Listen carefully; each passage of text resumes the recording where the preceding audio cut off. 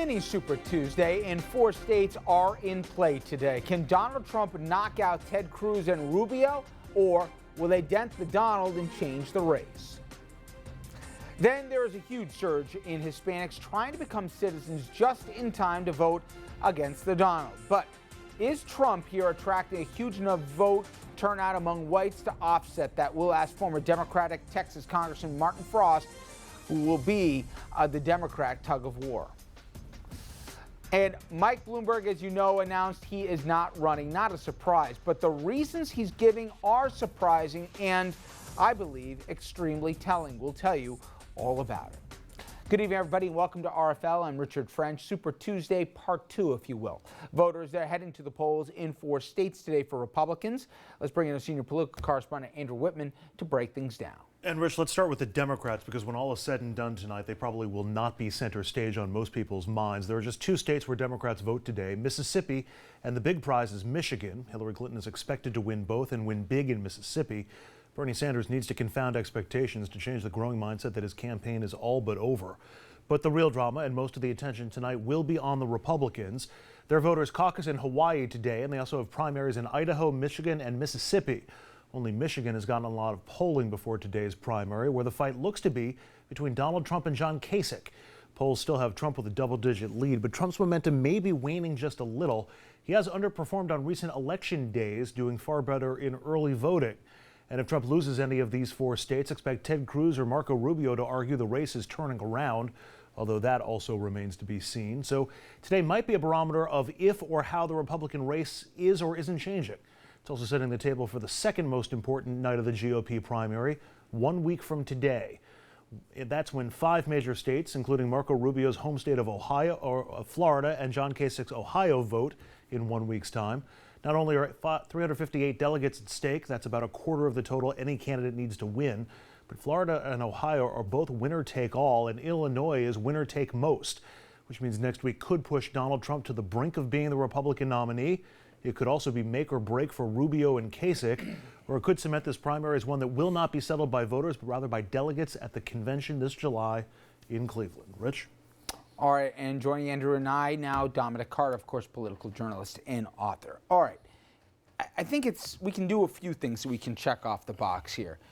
Nobody's probably beaten Trump between now and Cleveland. Maybe Trump won't get enough before he gets to the convention, but if tonight's a guide, and it looks like of the 4 states, at least 2, if not 3, maybe even all 4, he's going to walk away the winner here.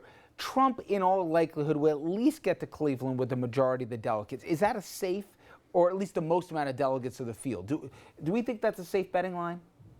Yes. The big question is what happens with Florida and Ohio. Sure.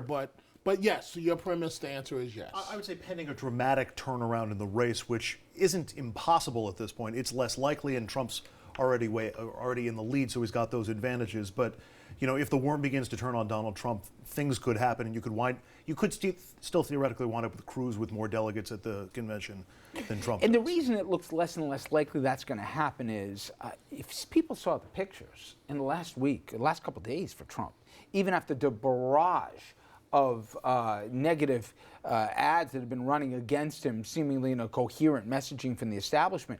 I mean, he had stadiums full. And usually these things don't matter, but they are reflective, whether it's in southern red states, evangelical states, whether it's in more urban states, whatever the case may be. He's doing well across the board. And I know that's a nightmare scenario for Republicans, but just the optics of it. We've been doing this long enough. You can tell that momentum seemingly has not been denied. I know national polls, Andrew, you're going to point out in a second, show this thing tightening. The biggest one that's the comer seems to be Kasich. But nonetheless, it's still Trump. Richard, his best day is past him. I mean, he was riding a wave, but the robocalls from Mitt Romney. But take a look here at the national polls, and this obviously takes into account with a lot of the candidates, including Bush, including obviously whatever Christie had, but certainly Carson, all the rest of them. When they fell out and the votes shook out, Trump actually has picked up 4 points. Cruz, he stayed idle, really hasn't gone anywhere. Same thing for the most part with Rubio. But look at Kasich. Now, he has really no delegates to speak of right now, and math does matter, unlike what people want to say. I think if he does well tonight, as Andrew laid it out, I think fairly, It then gets to the 15th. And if he gets one or the other out of Ohio or Florida, one of the two has to go away. And meaning Kasich or Rubio. And if he wins both, I think it's game, set, match. The table's definitely set for Trump, and he certainly has all of the advantages going in. The only question... And he's leading in both those states, we should say right now. Right, although those numbers it's coming back a little bit, and we're starting to see his lead being clawed back, whether you're looking at state polls or whether you're looking at national polls. You're also seeing a better organized not Trump campaign, the sort of anybody but Trump campaign, and it actually seems to be gaining more traction now than when we first started talking about this 6 or 8 weeks ago. So, it's still, again, I think you're right, and I think if I was a betting man, I would put my money down on Trump. But it just seems like the winds are changing just a little bit. And I think Dominic's right. His best days may be behind him in terms of the dominance in any individual performance. The question is it too little too late for the not Trump movement? And I don't think there's enthusiasm for anybody else in the field other than him, with the exception maybe of Kasich. If people can say, we got to have somebody credible here. This was fun. We flirted. It was fun. We like to play the games and do the dance. But at the end of the day, Trump or Cruz, really? I mean, and Rubio hasn't resonated, period. I mean, you look today with everything that he's put into Florida, and if you believe the polls, and they've been right to this point, he's still losing almost by double digits. But he has cut Trump's lead in Florida. He was down by double digits. Is now Trump's lead in Florida is now down to single digits. All I'm trying to say is this, Richard. Trump has peaked. There's no doubt about it. With the attacks that are coming on him now, he has peaked.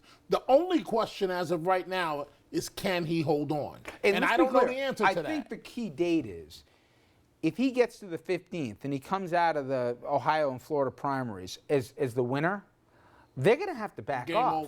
Game because over. They're not going to. Then they're just assassinating their own brand. But I don't see that happening. I don't see him winning Ohio and Florida. I just don't see it. I see Rubio as possibly having an outsider's chance at it, and Kasich is probably going to carry Ohio. It'll be fascinating to see what the results are in Michigan on the Republican side tonight, because that might give you an indication as to what Ohio does next week. And Kasich's gaining. Right, and Kasich's gaining in Michigan, and obviously Kasich has some in-house advantages in Ohio. He's the governor there. I thought this was fascinating. One of the exit polls that we got so far today in Michigan, Republican voters, 50% of the voters decided weeks ago who they were casting their vote for. Now that still means that 50% are voting or deciding today or in the last little bit, and that has traditionally been a better not Trump crowd, but this half of all the voters seem to have cast their ballot or made up their minds previously. That means that a strong likelihood of Trump. We talked about early voting on the show before.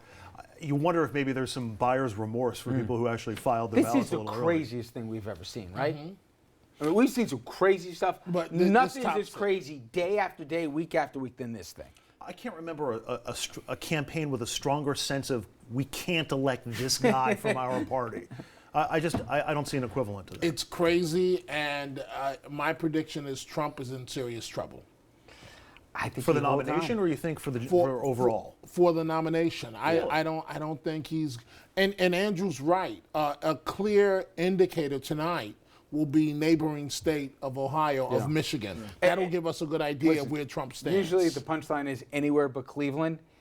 You, my friend, are going to have an interesting time for a few days in Cleveland at the convention. All right, coming up next, the country, as we know, is divided, and there's a huge rift on the campaign trail, and this certainly plays out in Congress, as we all know.